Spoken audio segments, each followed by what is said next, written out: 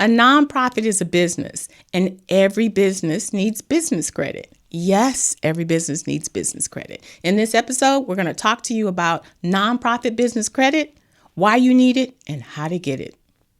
Welcome to On Air with Amber Wynn, where nonprofit leaders learn to fuse passion and commitment with proven business strategies to create long-term funding, impact, and sustainability. And now, here's your host and resident Philanthrepreneur, Amber Wynn.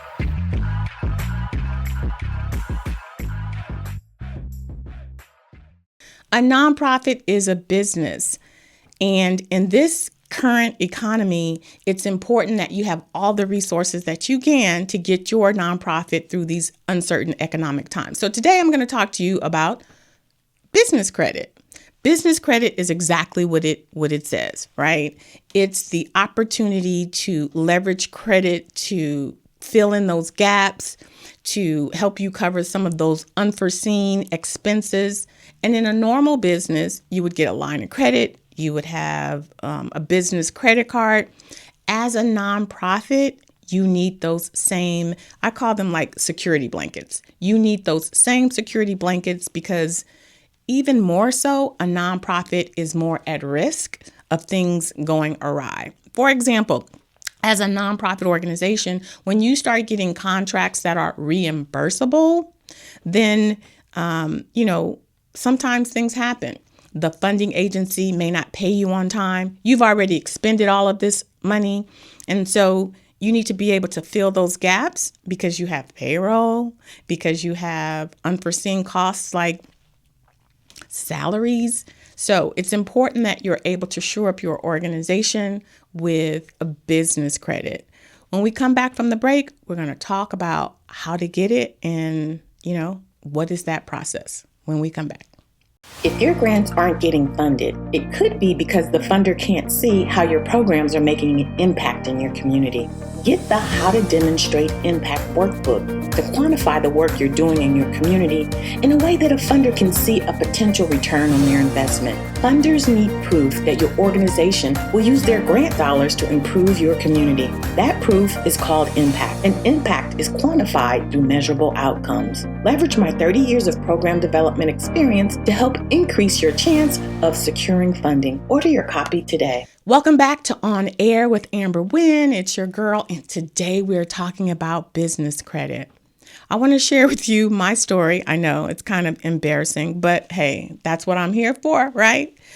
Been there, done that, and I got the t-shirt. So business credit is important for any business. As a nonprofit consultant, I was challenged with getting business credit because for those of you who don't know, it is attached to your personal credit. As a nonprofit leader, it's important that your organization has access to a line of credit. But guess what? It starts with your personal business credit. So as a consultant, trying to get my business up and running, hiring vendors, paying for software, all of the things, I needed business credit. At the time, my FICO score was about 440, right? It was down in the gutter, y'all. And that's because I was a single mom and I had to do what I had to do. So every month there was a certain bill that got paid. What does that translate into? My bills were not getting paid on time and it tanked my FICO score. Fast forward to 2019 and I'm like, you know what, Amber? You got to get your life, girl. So one of my colleagues introduced me to this company called Approved Life Solutions. And their guarantee was that in 90 days, that would increase your FICO score. And it wasn't the type where, you made these payments and it, took 6 months. And I knew it was true because it had happened with my colleague. And I was like, boo. Your FICO was trash. Like, why are you able to qualify for, let me hook you up with, April over here at Approved Life Solutions. So long story short, in January, I paid my fee and in 90 days, my FICO score literally went from a 540 to a 700. Now, here's what I will tell you. You have to do the work, right? When she asks you for certain documentation, all of the things, but I'm type A, so I did it. Literally in 90 days, my score went from a 540 to 700. Then I was like, all right, I'm going to apply for this credit because it's connected to your personal credit. Bam. I applied for like 4 credit cards all on the same day because they tell you don't space it out because when you do it all together, it's like one hit.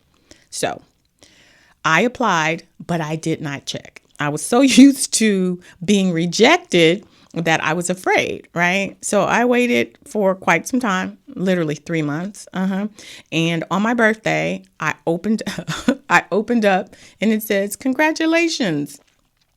You've been approved for $10,000. Congratulations. You've been approved for $20,000. Congratulations. So I had all of this credit. Yeah, I'm not going to lie to you. It was very shocking.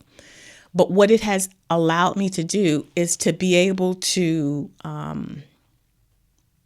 withstand the storms that happen.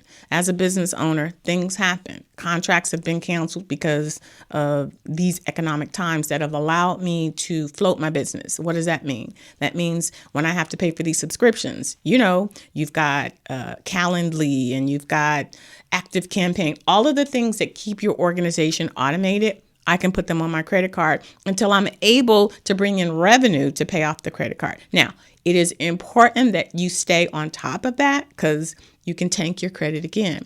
But as a nonprofit, your organization is even more volatile. So the very first thing you want to do is to clean up your personal credit because it is attached. You're like the guarantor, right? It is attached to your business. Once you clean up your credit, get it up to about 700, 720, then you can apply for business credit. Once you have your business credit, it is established on your business EIN number. Nonprofit leaders, I'm telling you, you need to do this because what's the first thing that you do is you tap into your own personal finances. And I want you to stop doing that. So I'm going to put in the link, the information from a girl over at Approved Life Solutions so that you can take advantage of this amazing system that can help you get your personal credit improved so then you can apply for business credit. All right. So now we're going to take a break. But when we come back, Ask Amber. It's the time of the episode where you get to ask me your most pressing questions when we return. Not sure how to price your programs or how to cover salaries? Are you scared to increase your program fees? If you're struggling to fully cover the cost of running your program, then you need How to Price Your Programs for Profit. This workbook provides step-by-step instructions for how to develop programs funders love to fund, determine the cost to charge for your programs, and present salary costs in a way that funders will approve. Learn the secret formula I used as an executive director for how to fully cover program costs. Order your copy today. Welcome back. You're on air with your girl, Amber Wynn. Today we're talking about nonprofits business credit, why you need it, how to get it. But now it's time for you to ask me your most pressing questions. Today's question comes from Giovanni. Giovanni is in Torrance and he has a question about the TSE program. Let's listen. Hi Amber, this is Giovanni from Torrance, California. I recently received my 501c3 and was told that I should look into a TSE program offered by the Workforce Development Department to help staff my nonprofit since I don't have any revenue to hire employees. Do you know anything about the program? Would you recommend it for a startup nonprofit? So Giovanni, the TSE program is the Transitional Subsidized Employment Program. So whoever told you about the program, we're kind of like, okay, here's the challenge. Transitional Subsidized Program is a program that is funded by the Employment Development Department or the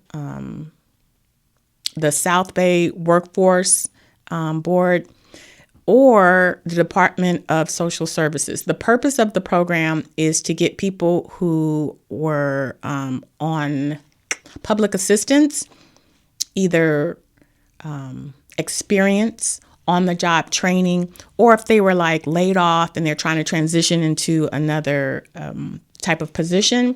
This program has been established so that employers will be more inclined to take on the client, right? So before they would just say to different employers, hey, we've got these people, would you give them on the job training?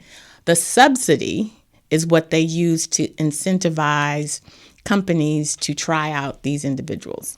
So what happens is they'll subsidize the salaries, the workers' comp, and the taxes on the salaries for the first 2 months. So that gives you the opportunity to do a test run to see if they work, right? After those 2 months, the next 3 months, you as the employer are expected to take on the salaries, the workers' comp insurance, the taxes on the payroll, and they will give you $550 a month for month 3 to 6 so that you are encouraged to keep this individual on. If you know that you want to hire somebody and you have money for it, I think it's a great opportunity because you're saving money, right? You actually get the interviews. They don't just send you anybody. You get to give them your job description and you get to interview them. So it's not like they just send you whatever. You get to see if it's a good fit. But for you, Giovanni, since you're just starting, I'm going to say it probably isn't a good fit for you because if you're just starting, you're probably not in a financial situation where you can carry, workers' comp, where you can carry someone's salaries. You're probably not even getting paid. So I would recommend that you wait until you're a little bit further along in your development and you have more consistent revenue. But for those of you out there listening, it may be a great opportunity for you. It's called the Transitional Subsidy Program. So check it out. Thank you, Giovanni, for bringing that to our attention. Next up, we have my favorite part of the show when I get to put a light on the nonprofits out there doing the work. We're on part 2 of our conversation with Dr. Thomas of the Inland Empire Black Workers Center out in the Inland Empire. And he's talking to us about the work that they're doing out in the community. So let's jump into part 2 with Dr. Thomas.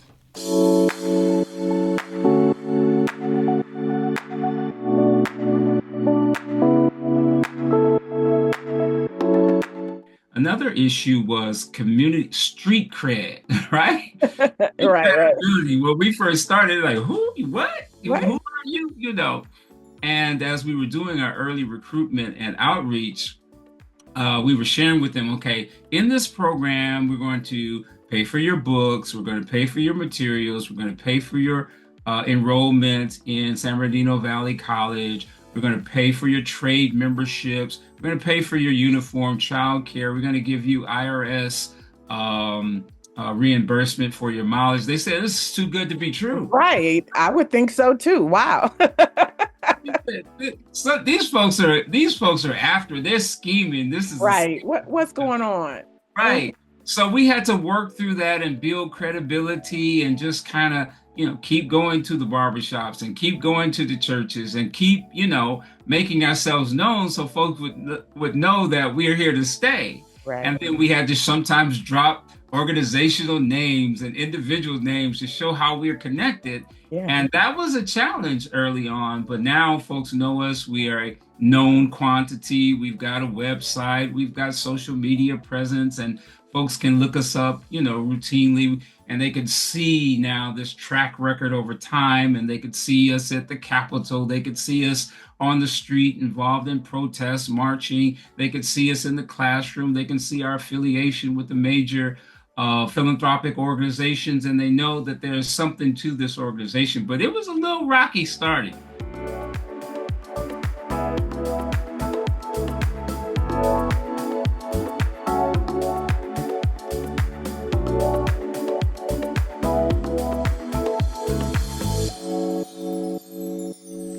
And we're back. If you are interested in listening to the full episode, run on over to my YouTube channel. Otherwise, we've got 2 more episodes where I'm in conversation with Dr. Thomas. Today, we have been talking about business credit. As a nonprofit, it is one of the most important resources you can have as a nonprofit leader. Business credit allows you to be able to weather the storms and to make sure that you can fill in those financial gaps and not dip into your personal finances. So I'm going to drop in the bio the information for Approved Life Services, just because I've had the personal experience as I shared my embarrassing experience with my FICO. But hey, that's life, right? We all go through it. If you have enjoyed anything that you've heard today, be sure to share this episode with people in your network. Be sure to like and subscribe. But most importantly, be sure to take care of yourself like you take care of your community. We'll see you next week. Thanks for listening. If you enjoyed this episode, subscribe and leave a review on iTunes. Head over to www.amberwynn.net/podcast for the links and resources mentioned in today's podcast. See you next time.